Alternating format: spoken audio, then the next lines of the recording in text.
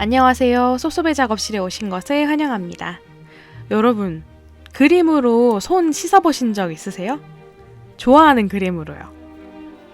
저는 매일같이 좋아하는 그림으로 손을 씻어요. 손뿐이겠어요? 세수도 하고 목욕도 하고 욕실의 대부분의 세정제를 그림으로 바꿨어요. 네, 맞아요. 비누로 그린 그림이에요. 왜 비누로 그림을 그리지? 말이 되나? 이런 생각을 하셨다면 이번 영상에서 제가 어떻게 비누로 그림을 그리는지 보여드릴게요. 지금 저는 만들고 싶은 비누의 디자인을 그리고 또 레시피를 짜는 과정에 있습니다. 절대로 빠져서는 안 되는 과정이고 중요해요. 그럼 이제 시작해볼까요? 디자인 비누는 온도에 굉장히 예민하기 때문에 가성소다수를 만들 때부터 빠르게 만들기 위해 얼음을 사용해 줄 거예요. 만들면서 한번 제 얘기를 해볼게요. 저는 평범한 직장인이었고 어느 날 원데이 클래스로 처음 접한 비누에 완전히 빠져서 취미반 자격증반까지 배웠답니다. 처음으로 디자인 비누의 존재에 대해서 알게 되고 나서 진짜 너무 충격받았어요. 신세계였죠. 처음에 만들었던 선비누, 케이크 비누, 파도 비누, 간단한 디자인들부터 명화와 정물화, 유명한 화가의 작품을 담은 비누까지. 비누의 세계는 정말 무궁무진하죠. 비누 만드는 거 진짜 재밌어요. 얼마나 재밌냐면요. 퇴근하고 나서 어떤 비누 만들지? 하루 종일 궁리했고 월급으로 하나둘씩 모은 비누 재료가 너무 많아서 집이 아니라 여기 공방인가 싶을 정도였어요. 하하, 너무 많아서 홍공방까지 차렸지 뭐예요. 아무튼 나는 왜 이렇게 비누가 좋을까? 왜 계속 이렇게 만드는 걸까? 이런 고민까지 안 할 수가 없었는데요. 제가 비누에 빠지고 나서 만나는 사람마다 너 비누 왜 그렇게 좋아해? 하고 물어보는 사람도 많았습니다. 그럴 때마다 그냥 이라고 대답을 했었는데 사실 그냥이 아니죠. 우선 첫 번째로 비누는 너무나도 쓸모있고 버릴 게 없다는 거예요. 정직하고 순수한 성격을 가진 비누는 성분까지 순해서 웬만한 피부 트러블은 저리 가라죠.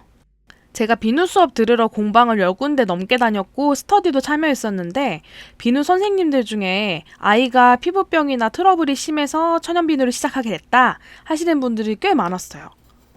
근데 비누가 피부에만 좋을까요? 합성 계면활성제보다 자연 분해되는 기간은 훨씬 짧으니 수질 오염도 줄일 수 있고 플라스틱 용기를 안 쓰니까 환경 오염도 줄일 수 있어요. 두 번째로 비누는 내가 원하는 목적과 상황에 따라 커스텀할 수 있다는 장점이 있어요. 정제수 대신에 술이나 우유, 꿀, 식초, 모유 등을 사용해 영양가 있는 성분을 넣을 수 있답니다. 저는 그중에 막걸리 비누 제일 좋아하긴 해요. 부들부들. 비누에 쓰이는 오일들은 종류가 수십 가지 이상 돼요. 어떤 걸 넣느냐에 따라 성격이 달라지거든요. 그 비율도 중요하고요. 그리고 아까 말했던 첨가물 중에서는 멘톨을 넣을 수도 있어서 여름용 스포츠용 비누도 만들 수 있어요. 나에게 꼭 맞는 필요한 레시피를 짜고 비누를 쓰게 되면 삶의 만족도가 전반적으로 올라가게 되더라고요. 세 번째로 비누는 고체라 어디 들고 가기 너무 편하다는 장점이 있어요. 특히 샴푸바랑 CP 비누 하나씩만 비누갑에 넣고 헬스장 가거나 여행 가면 샤워용품을 끝낼 수 있어서 얼마나 편한지 몰라요. 샴푸바 써봤는데 너무 퍽퍽하던데? 그러면 트리트먼트 바 쓰시면 돼요. 트리트먼트 바 레시피도 제가 3-4개 정도 가지고 있는데 그 중에 제일 좋은 걸로 쓰고 있어요. 머리가 근본적으로 부들부들해지는 것 같아서 너무 좋아요. 등드름도 안 나고요. 네 번째로 향료를 내 마음대로 선택할 수 있다는 겁니다. 향을 아예 안 넣을 수도 있고요. 아로마 에센셜 오일을 블렌딩해서 쓰거나 인공 향료인 프레그런스 오일을 이용해서 내가 정말 좋아하는 향수의 향을 따라서 비누를 만들어 볼 수도 있죠. 향수 덕후인 제 친구는 CP 비누 만들기 저랑 같이 하고 나서 정말 너무 좋다고 주기적으로 저랑 만나서 만들고 있습니다. 향기롭고 쓸모있는 비누, 안 사랑할 수가 없죠. 다섯 번째로 비누로 디자인을 할 수 있다는 장점이 있습니다. 조색을 하고 마치 3D 프린팅을 한다고 생각하듯 한 층 한 층 쌓으며 비누를 만드는데 얼마나 재밌게요? 조색하고 짤주에 담아서 층층이 쌓는 작업만으로도 너무 힐링이랍니다. 간단하게 마블 기법을 이용해서 멋있는 대리석 비누를 만들 수도 있고요. 우드 그레인 비누도 만들 수 있어요. 그리고 마지막으로 비누를 만드는 과정이 인생이랑 너무 닮아 있어서 좋아합니다. 비누를 통해서 만나는 사람들 이야기도 듣는 게 너무 재미있고요. 비누로 만든 인연들 너무 소중하죠. 그리고 비누를 만들게 되면 계획을 하고 시작을 해요. 내가 어떤 오일을 쓸 거고 어떤 온도에서 비누와 가성소다를 섞을 건지 어떤 향료를 쓸 거고 어느 정도의 점도에서 조색을 시작할 건지 색상의 양을 분배하는 것까지도 계산해요. 어떤 상황에서는 주도 면밀하고 치밀하게 계산해야 완성되는 작품들도 있어요. 그런데 이렇게 계획을 다 세웠다고 해서 꼭 뜻대로 되진 않아요. 생각보다 내가 오일의 성격을 잘 몰랐다거나 향료를 잘못 써서 갑자기 이 비누액이 빠르게 굳기 시작한다거나 색상 양 조절을 잘못했다거나 여러 가지 이유들이 있겠죠. 비누가 망할 만한 이유들은 너무 많아요. 내 계획과 사뭇 다르게 가고 있다는 걸 중간 어둠에쯤부터 깨닫기 시작하는데 그래도 포기하지 않고 끝까지 가면 비누가 완성은 돼요. 그러니까 우리가 마음에 쏙 들고 흡족하게 비누를 만들 수는 없어도 그런대로 비누로서의 역할은 다 한다는 거죠. 계획대로 되지 않아도 그 자체로 삶이 되는 우리의 인생과 너무 닮아 있지 않나요? 예상치 못한 해프닝과 우연으로 걸작이 탄생하기도 하고 너무 망한 것 같은데 망했다 하면서 완성하고 커팅해보니 어라? 망하지 않았네? 하는 경우도 있었어요. 반전도 있고 유머도 있고 당황스러운 상황들도 생기고 그렇습니다.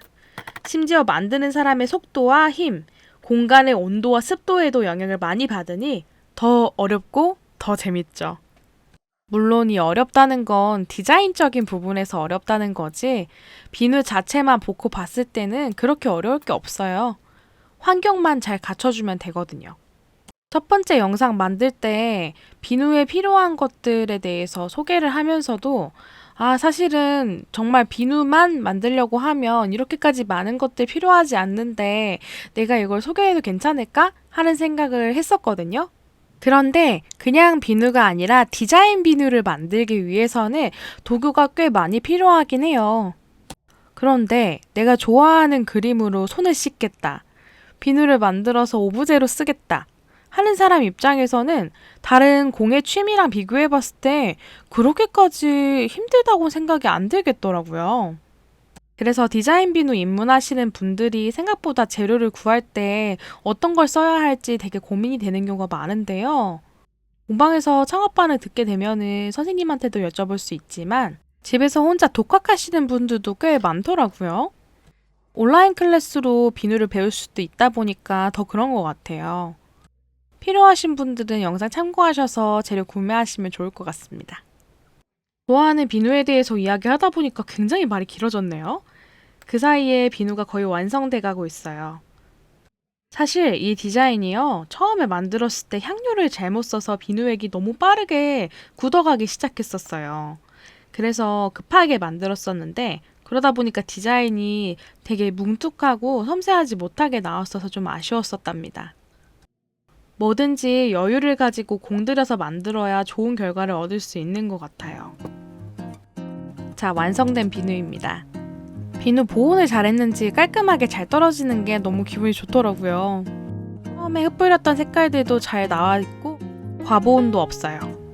커팅이 너무 궁금하죠? 이제 한번 자르러 가볼까요? 꽃밭도 진짜 섬세하게 잘 나왔고 하늘도 너무 마음에 들게 나왔어요. 산이랑 나무들은 조금 아쉬운데 그래도 봐줄만 하죠? 표면을 다듬어주고 도장 찍어주면 완성입니다. 좋아하는 그림으로 씻으며 하루를 시작하고 마무리하는 것. 제가 절대 포기할 수 없는 기쁨 중 하나예요. 여러분의 행복과 일상 속 소소한 예술은 어떤 게 있나요? 다음에 또 다른 이야기로 만나요. 안녕.